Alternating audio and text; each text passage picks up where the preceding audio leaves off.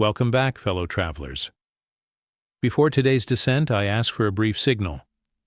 If you could leave a like, a comment, and subscribe to the channel, it would make a huge difference. You help our community grow and bring these questions to new minds. I appreciate you being part of this exploration. Now let us begin. They say salmon spend their entire lives in the ocean, only to return to the same river where they were born, swim against the current to exhaustion, spawn, and die. Their decomposing bodies feed the river that will nourish their offspring, who will grow up and repeat the cycle. No one questions the absurdity of it. It's nature, it's beautiful, it's the circle of life. But when you really think about it, it's just programmed death with extra steps. That's exactly what I was thinking about while driving on I-90, heading to my parents' house for Thanksgiving. The same route I'd been taking for 15 years since I left for college. The same trees, the same exits, the same knot in my stomach that started exactly at the "Welcome to Millbrook, population 8,943" sign. My name is Ethan. I'm 33 years old, a graphic designer, living 3 hours away, far enough to have an excuse not to visit frequently, close enough not to be able to skip the important events. This is the 33rd time I'm making this trip for Thanksgiving. 33 performances of the same script. The radio was playing classic rock. Sweet Home Alabama came on and I turned it off. Silence was better than manufactured nostalgia. My phone buzzed in the holder. Message from Claire, my sister. "Are you almost here? Mom's freaking out about the turkey." As always. I replied at the next traffic light. 20 minutes. She sent a prayer emoji, our code for strength to both of us. My parents' house appeared at the end of the street as it always did. 2 stories, beige paint, white fence, American flag on the porch. The physical manifestation of the American dream, 80s version. There were more cars than usual in the driveway. My stomach tightened even more. I took a deep breath before getting out of the car. Showtime. "Ethan!" My mother opened the door before I rang the bell. Turkey apron over her turtleneck, hair perfectly arranged despite the kitchen chaos. "You look thin.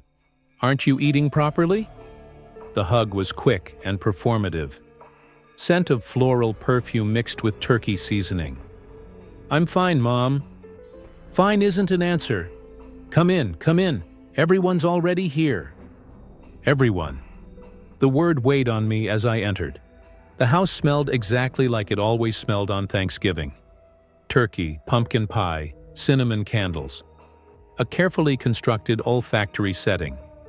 In the living room, the familiar scene unfolded. Dad in his armchair, watching football with my Uncle Frank. Aunt Susan on the couch talking about her new diet to whoever would pretend to be interested. The younger cousins on their phones. Claire in the kitchen, helping, while rolling her eyes at every instruction from Mom. "Ethan!" My father half stood, the universal greeting of the family men. "How's the traffic?"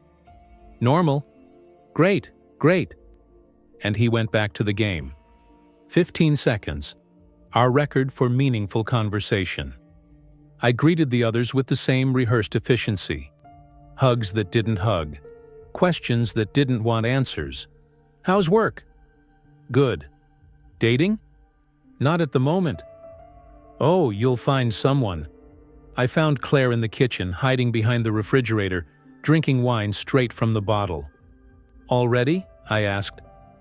"Uncle Frank has already asked 3 times when I'm going to give the family grandchildren." 3 times. She passed me the bottle. "And we haven't even sat down for dinner yet." I took a sip.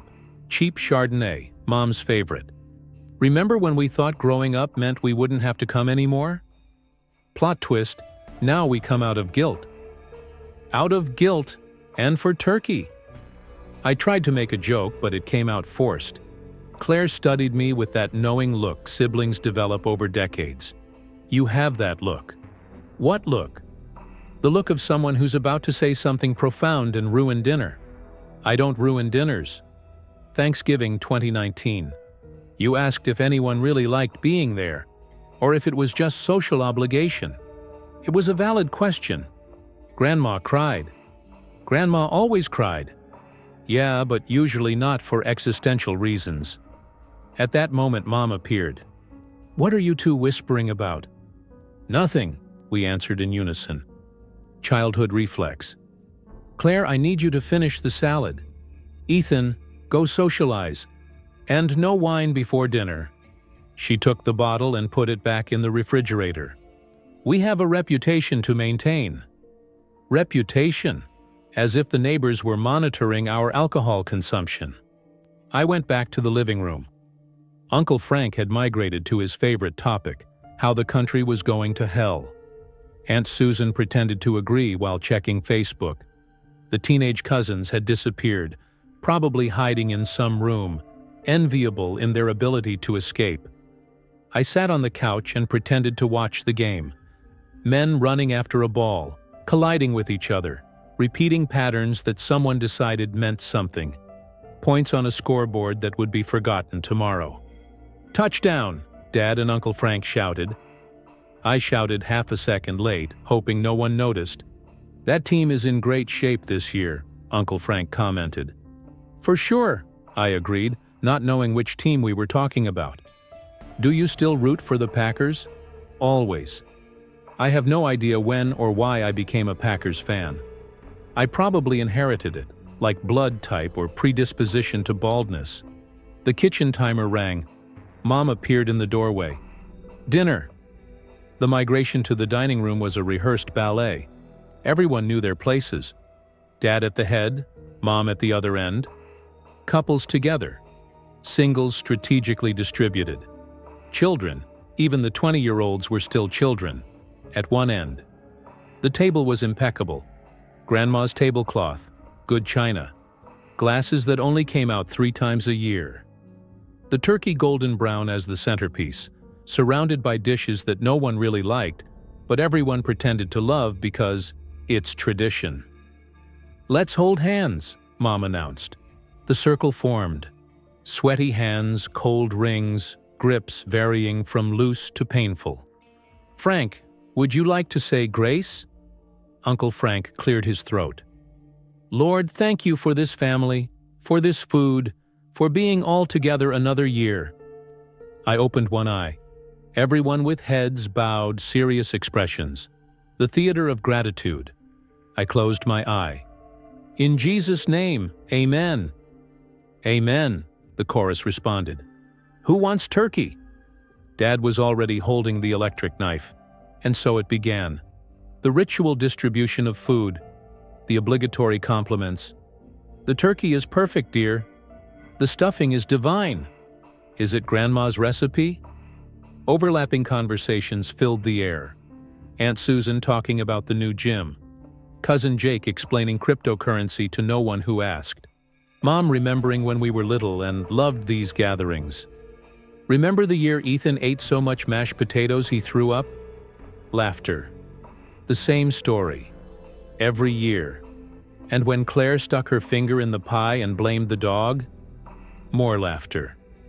The stories were like Christmas decorations.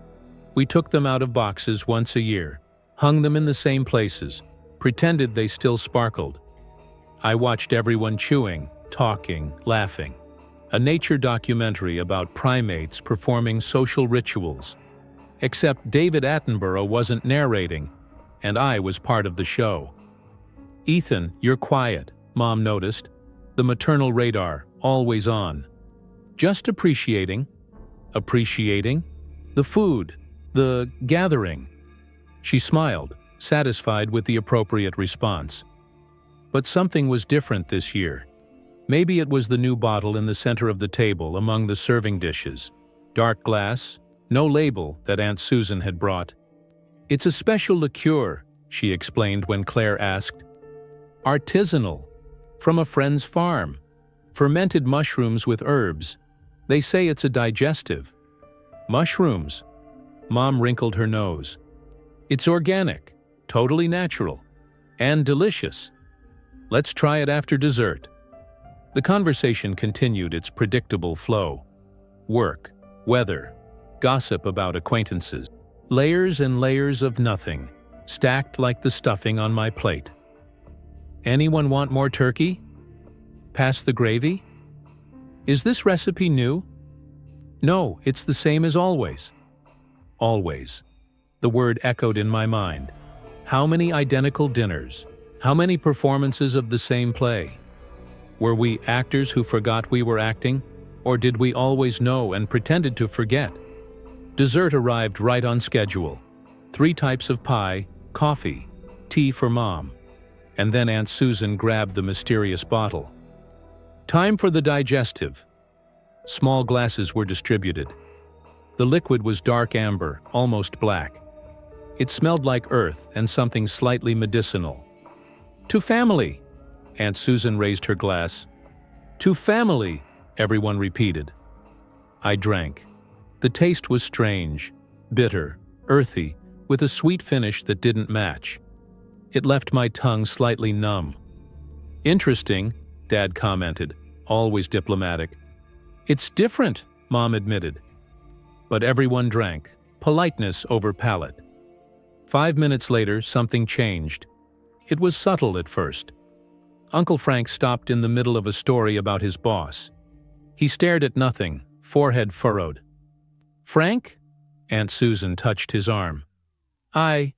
He blinked. I tell this same story every year. What story, dear? About Peterson. About how he doesn't recognize my work. How many times have you all heard this?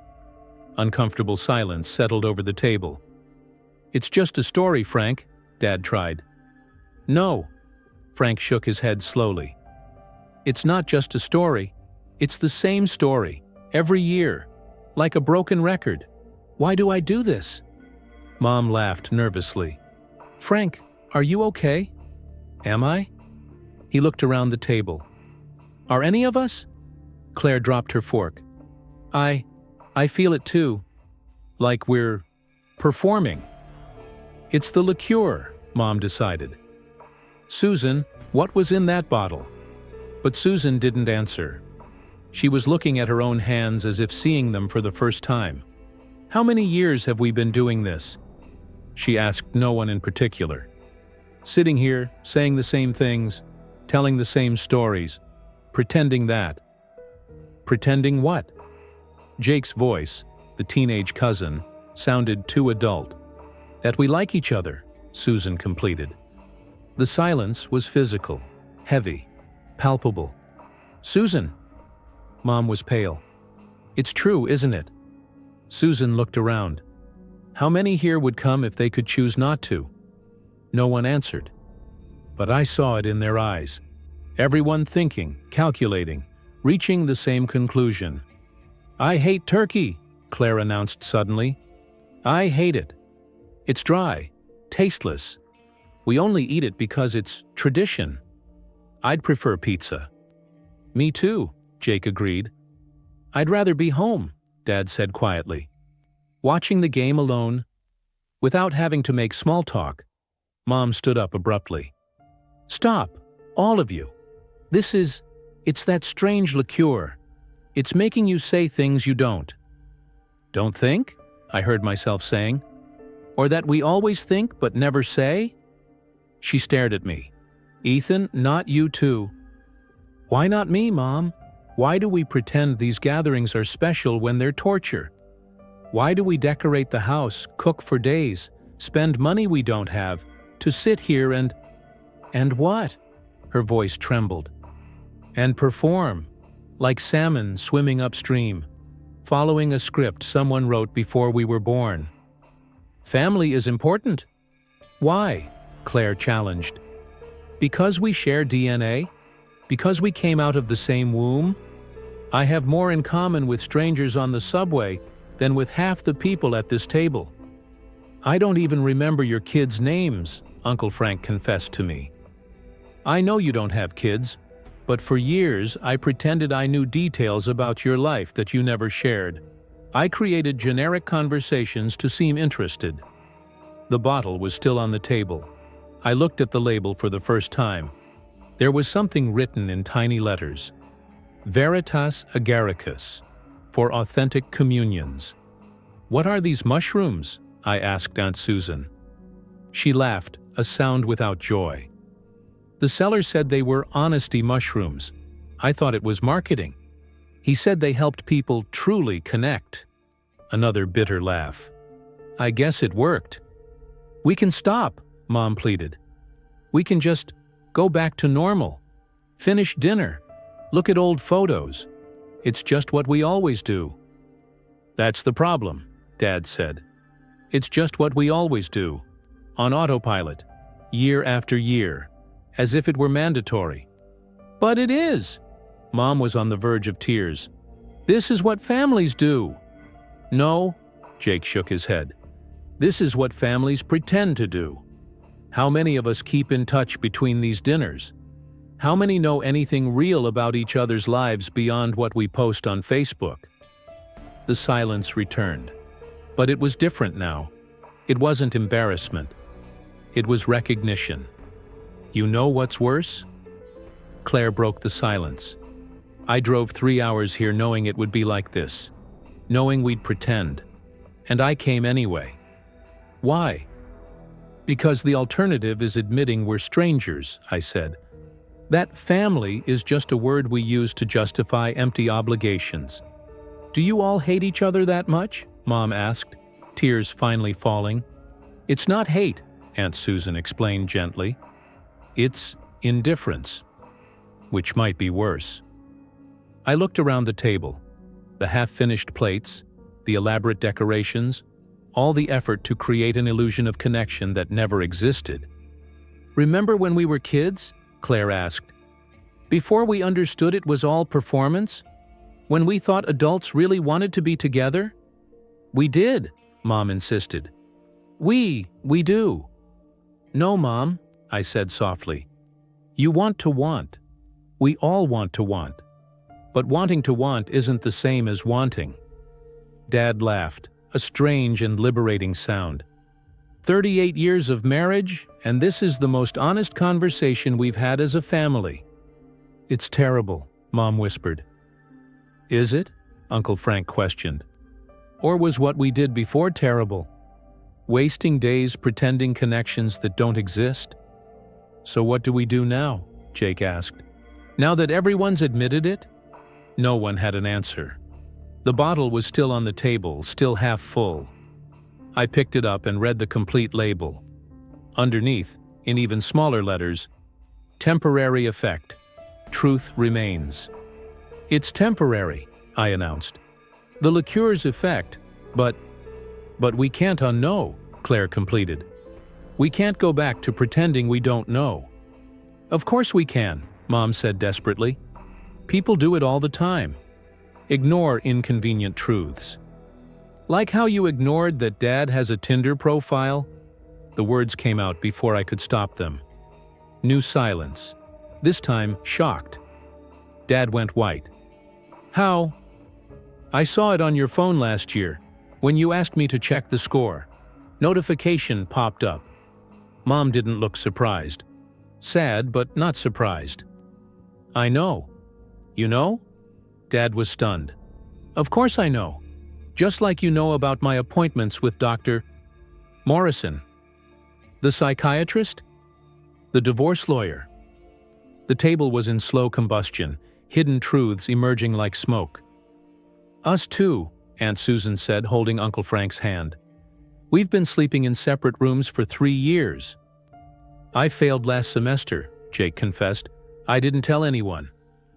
I got fired, Claire added. 2 months ago, I've been pretending to go to work. I started, but stopped. There was so much. Where to begin? I've been taking antidepressants for 5 years. I think about death every day, not suicide. Just not existing. Waking up is a conscious effort. The confessions continued. Each revealed secret removed a layer of family varnish. Addictions, debts, affairs, diagnoses, fears, failures. The naked, ugly reality we hid behind photo smiles and status updates. When we finally stopped, the food was cold. The candles had melted down. We looked like survivors of a shipwreck. "And now?" Mom asked. There was no more desperation in her voice, just exhaustion. "Now," Dad said slowly, "maybe we can be honest about what we really want." "Which is?" he thought. "I don't know. But I know it's not this. It's not pretending we're a margarine commercial family." "Maybe," Uncle Frank suggested, "we can just stop forcing it. If we see each other, we see each other. If not, we admit we're a group of people who happen to share DNA and some childhood memories," Claire completed. "That's too sad," Mom protested weakly. "Sadder than this?" I pointed to the destroyed table. "Sadder than wasting decades pretending?" She didn't answer. Jake was the first to get up. "I'm leaving, not angry, just going." "Where to?" Aunt Susan asked. "My boyfriend's house." "Yes, boyfriend. One more thing I was pretending not to be." One by one they started leaving. No drama, no elaborate goodbyes, just going. Soon it was just me, Claire, and our parents. "Are you leaving too?" Mom asked. Claire looked at me. "I think so." "Will you come back for Christmas?" The question floated in the air like smoke.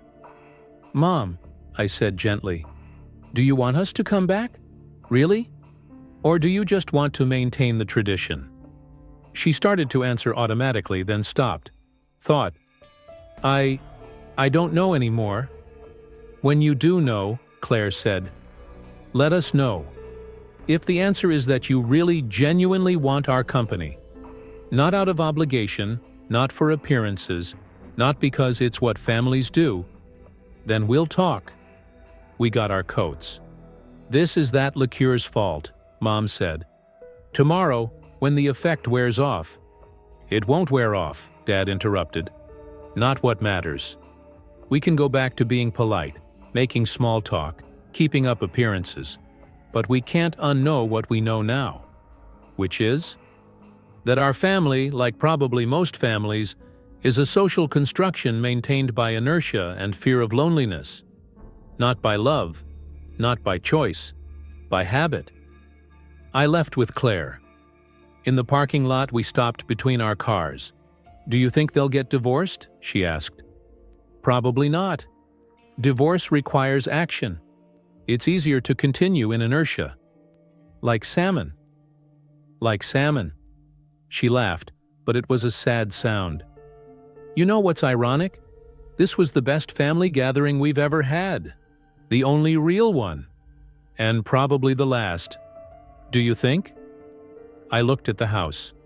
Through the windows I could see Mom cleaning the table while Dad bagged the trash. Mechanical movements, automatic, as if nothing had happened. As if they could clean up the truth along with the dishes. "I think we'll try a few more times. Out of habit, out of hope. But it'll be different.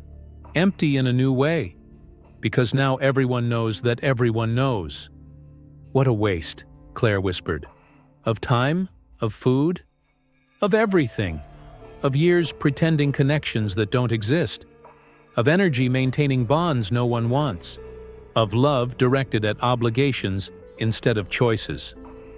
We hugged. A real hug, maybe the first in years. "Pizza?" she suggested. "There's a place open on the highway." "Pizza?"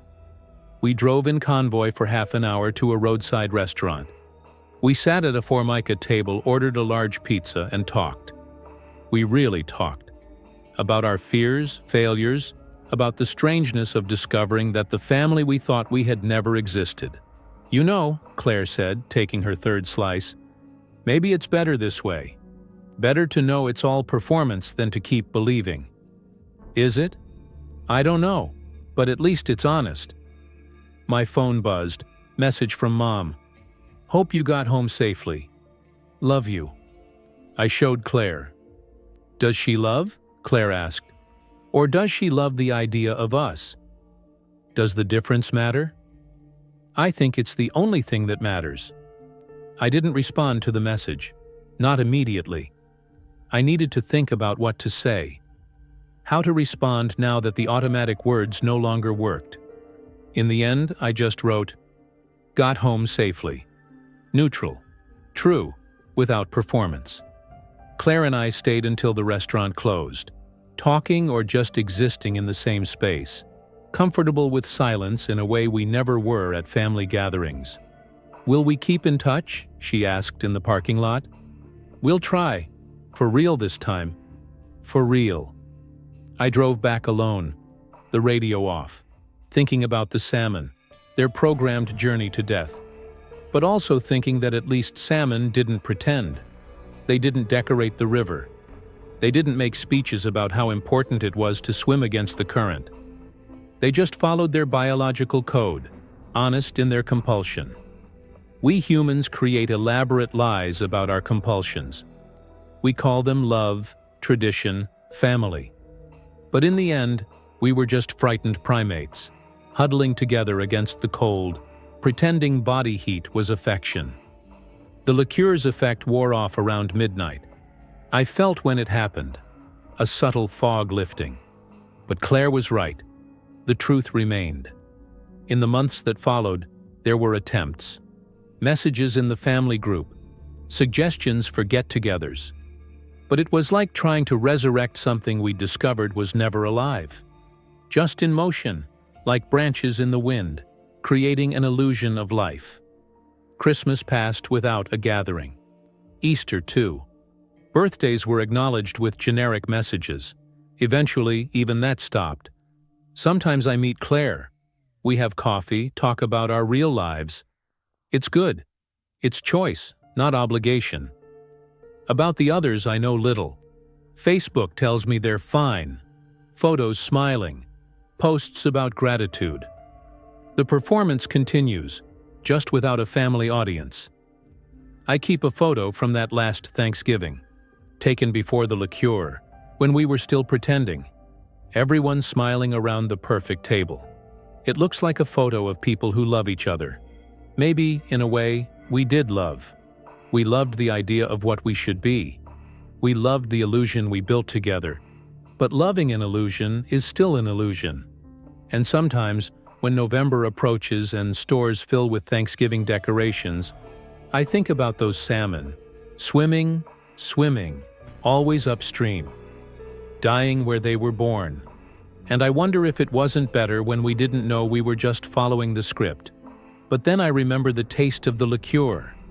Bitter, earthy, medicinal. The taste of truth. And as much as it hurts, as much as it destroyed what we thought we had, I still prefer knowing. Because pretending we swim by choice doesn't change the fact that the current was always taking us to the same place. At least now we can stop pretending we enjoy the journey.